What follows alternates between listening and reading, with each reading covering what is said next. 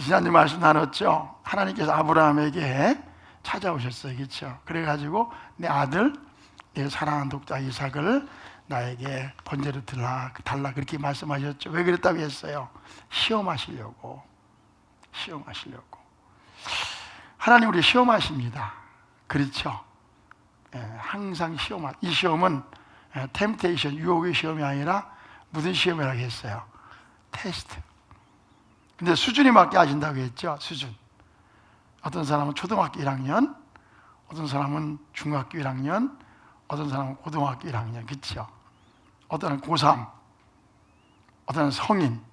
그 수준에 맞게 테스트를 하시는 거예요. 근데 여러분, 하나님께서 어느 수준의 테스트를 하시는 것 같아요? 너는 주일날 예배만 한 번 딱 참석해도 잘한다는 그런 테스트를 하십니까? 아니면 좀 더 헌신하고 봉사하는 쪽으로 하는 테스트 하세요?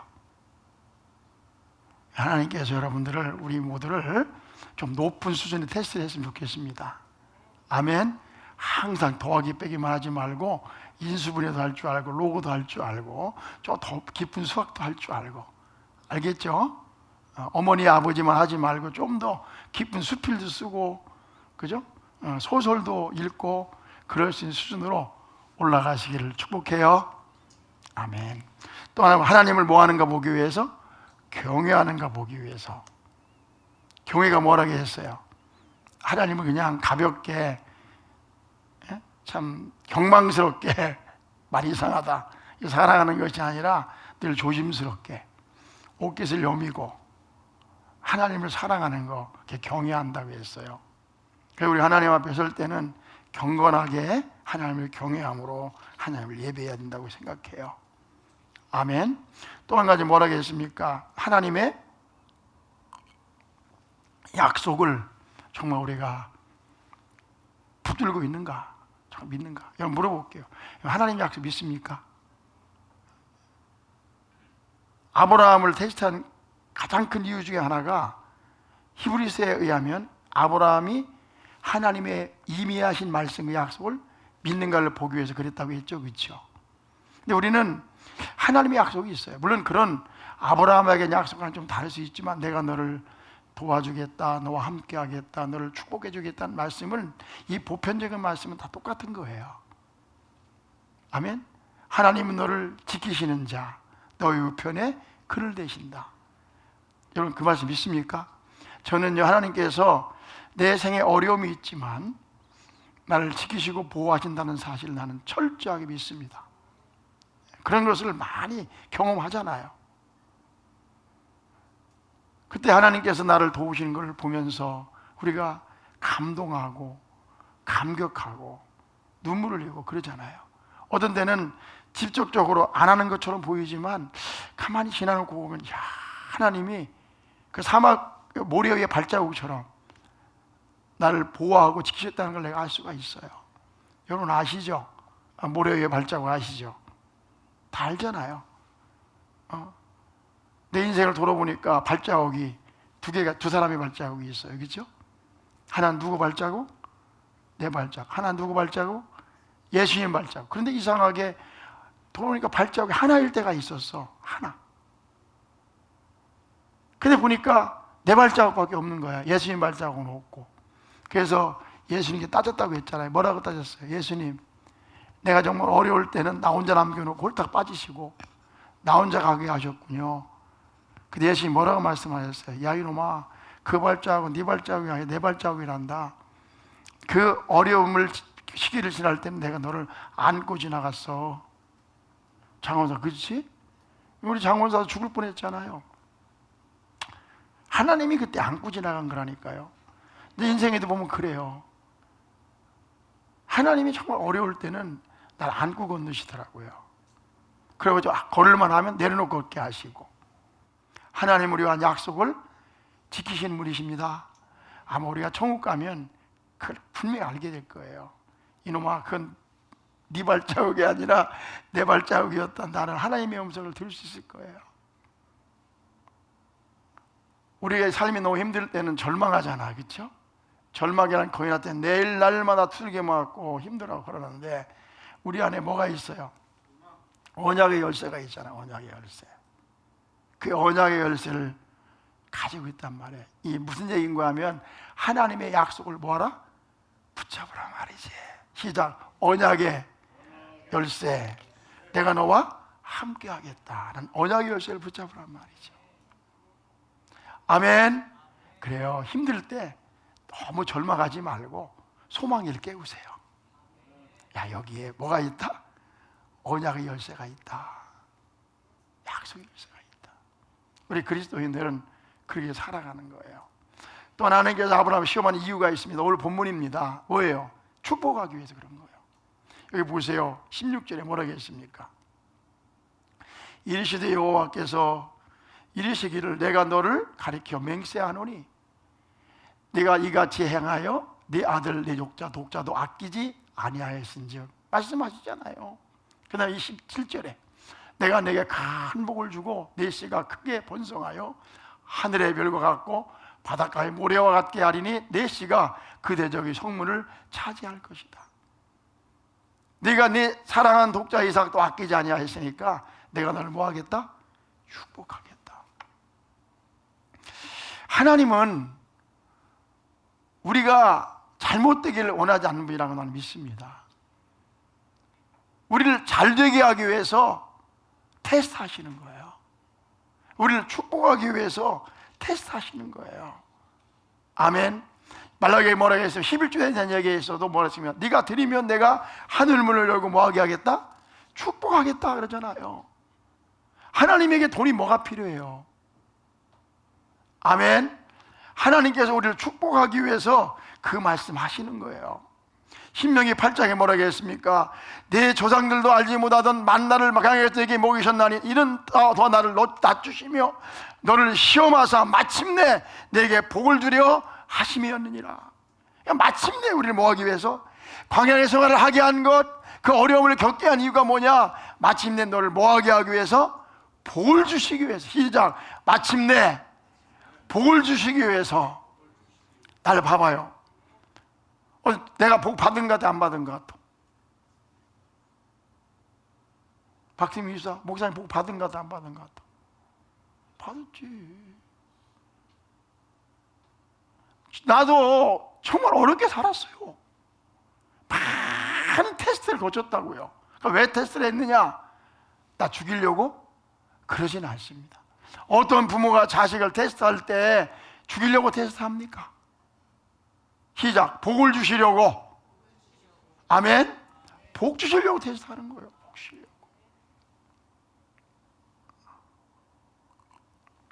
우리가 꼭 기억할 게 있습니다.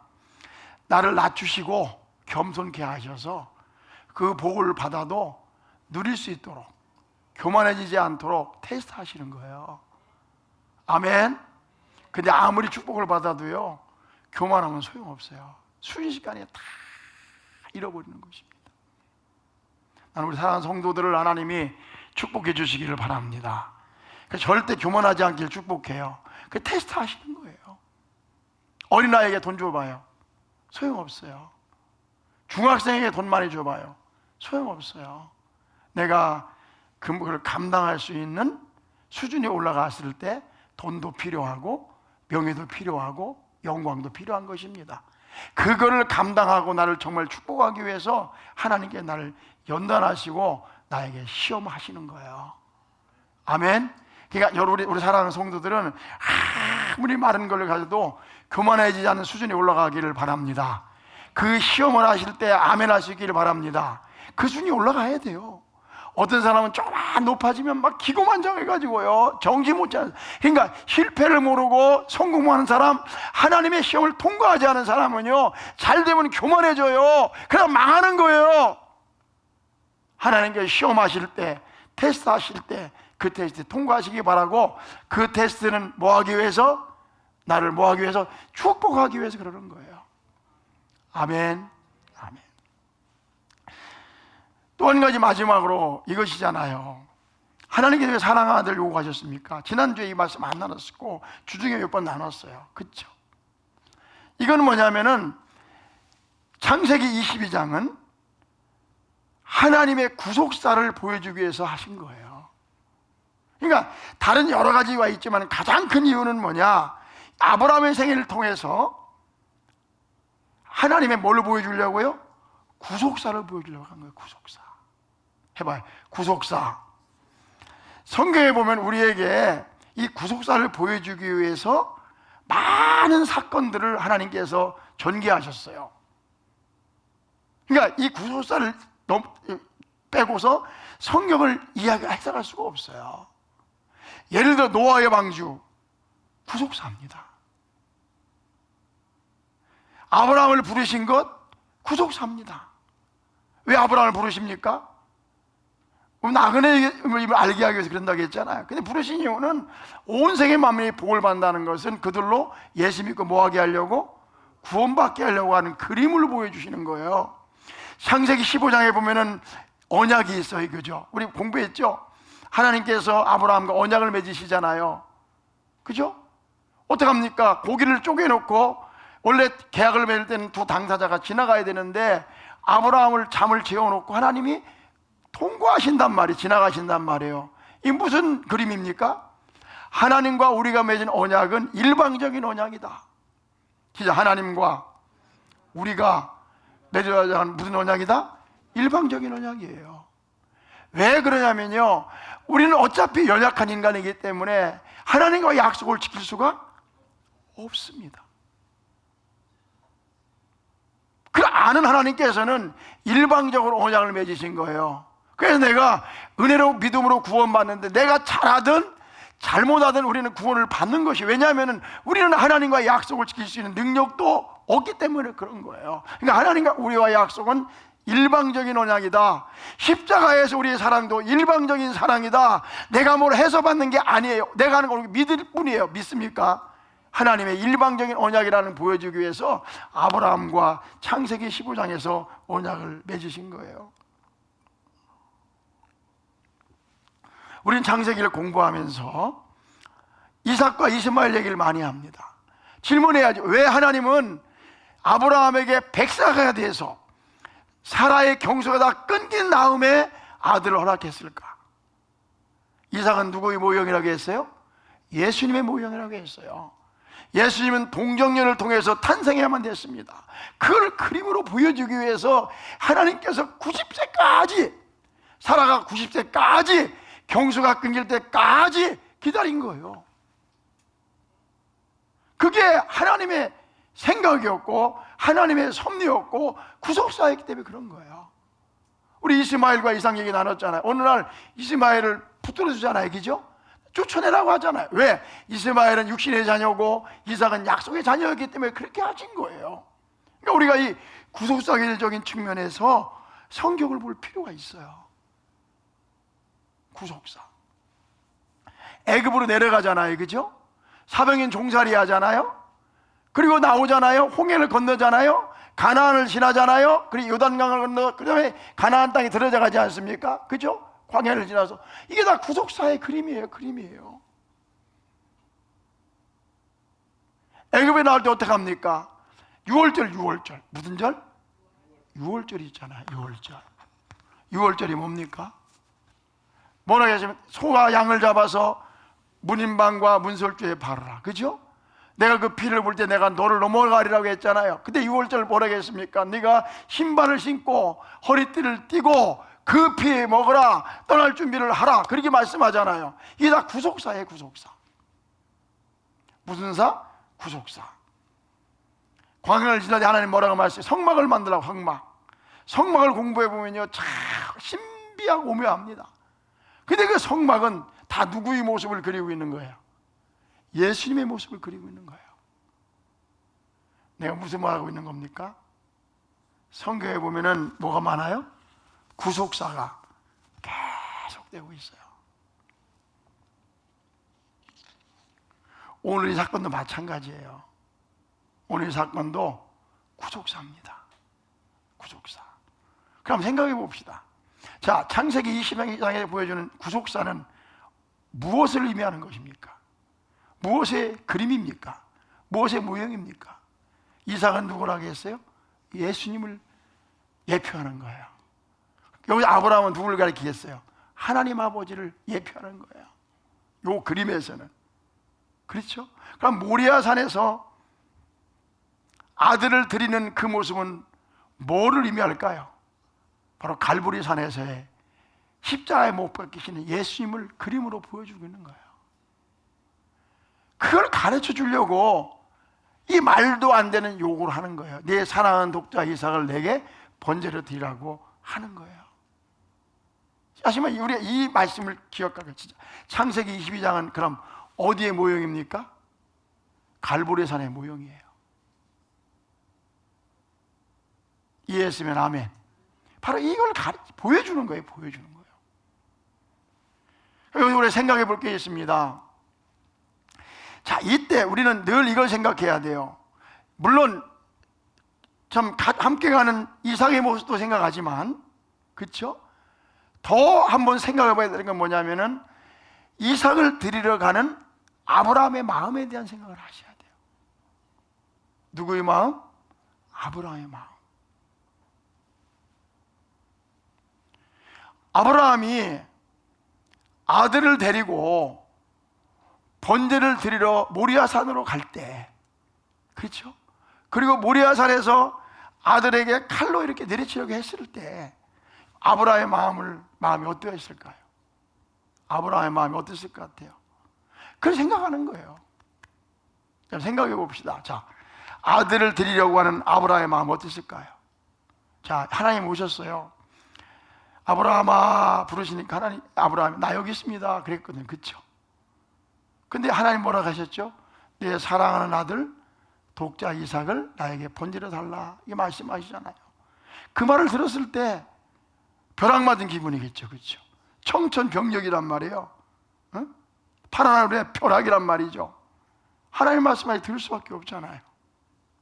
약속은 알고 있지만 밤새 아브라함이 잠을 잘 수 있었을까 없었을까? 내일 내 아들을 번제, 목사로 드리는 것도 아니고 번제도 드려야 되는데, 그렇죠? 그럼 아브라함 밤에 잠 잘 수 있었을까 없었을까? 잠 못 자죠. 밤새 뒤척 그랬겠지.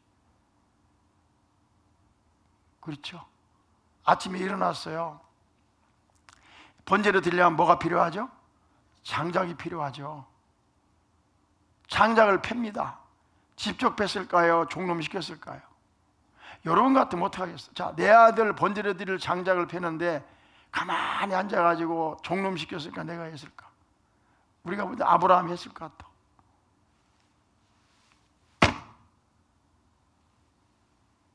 응? 장작을 뺐을 것 같아. 그리고 아브라함을 데리고 이제 이삭을 데리고 길을 갑니다. 종들과 함께. 그렇죠? 근데 그게 바로 그냥 한 게 아니라 며칠 길 갔다고 했어요? 3일 길 갔어. 가는 내내 아브라함의 발걸음이 어땠을 것 같아? 그렇죠? 가슴 어땠을 것 같아? 우리가 이 말씀 읽을 때 이 아브라함의 심정을 우리가 이렇게 생각해 봐야 돼요. 그렇죠? 우리 말씀 나눴죠. 가는데 이제 종들은 놔두고 마지막 부분에서는 이제 아브라함이 이삭만 데리고 가잖아요. 그죠? 그래서 등허리에다가 뭘 지워? 장작을 지우고 이제 갑니다. 둘이 저렇게 길을 가요. 갈 때 아브라함의 마음이 어땠을까? 이삭은 몰라. 그때 우리가 이 말씀 늘 했죠. 스퍼전이라고 하는 그 유명한 설교자, 이분은 참 문학가 같아. 이렇게 이 설교를 했어요. 나도 이 설교가 좋을 텐데, 노족장이 도끼날을 내릴 때마다 장작들이 산산조각이 났다. 그러나 자식을 죽여야 되는 아비의 마음보다 갈라지지는 않았다. 그가 걷는 헤브론 광야 길은 매우 황량하고 적막했다. 그러나 자식을 죽여야 하는 노족장의 마음보다 쓸쓸하지는 않았다. 노족장의 노구에 그 아들이 들어올리는 것은 매우 무거웠다. 그러나 자식을 죽이는 아버지의 마음보다 무겁지는 않았을 것이다. 표현도 잘해. 쉽게 말하면 이런 얘기. 아브라함의 마음이 얼마나 아팠을까. 이쪽으로 옮겨보는 거예요. 하나님께서 우리를 사랑하셔서 독생자 예수를 주셨어요. 아멘이세요? 그것도 석가모니처럼 왕자도 아니고 목수의 아들로 주셨단 말이에요.